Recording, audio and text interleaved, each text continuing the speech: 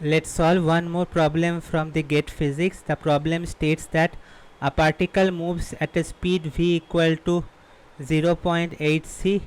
Then what is the relativistic factor gamma?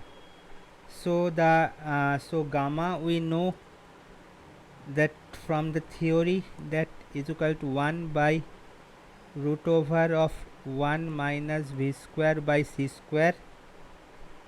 So 1 by its speed is given as 0.8 c. So if we, then it will be 0.8 means 64 and it's 0.64. So the finally it will come 1 by root over 36.